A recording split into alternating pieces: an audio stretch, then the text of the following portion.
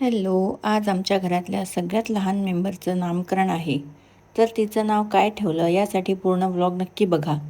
आम्हाला निघायला जवळपास दुपारच झाली होती. सगळ्यांचं जेवण वगैरे आणि ऋतूचं पण सगळं आवरायला जरा आम्हाला लेटच होऊन गेलं होतं.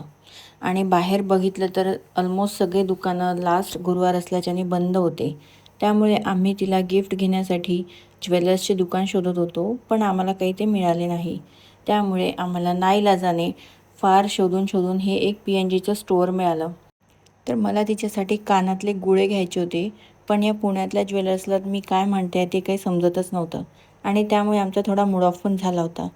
मग नंतर बराच विचार केल्यानंतर आम्ही ही अंगठी घ्यायचं फायनल केलं आणि इथून निघेपर्यंत आम्हाला खूप लेट होऊन गेलं होतं. आणि घरी गेलो तर गुग्गूची तयारी वगैरे पण झाली होती आणि नंतर थोड्या वेळातच प्रोग्रामला सुरुवात झाली. जास्त काही पाहुणे मंडळी नव्हते, अगदी क्लोज फॅमिली मेंबर्समध्ये हा प्रोग्राम पार पडला.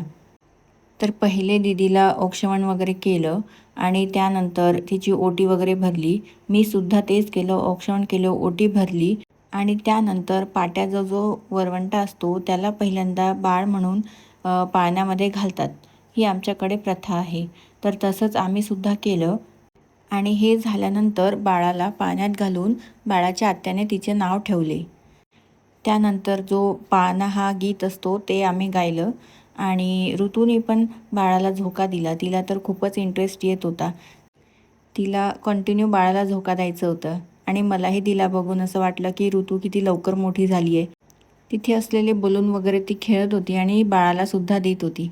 आणि नंतर तिला काय वाटलं माहिती नाही, तर ती म्हणे की मला पाळण्यात बसायचं आहे. मग तिला बसून दिलं आणि त्यानंतर आम्ही जे गुग्गूसाठी गिफ्ट आणलं होतं तर ते आम्ही तिला दिलं. पण ऋतू काही तिला सोडतच नव्हती.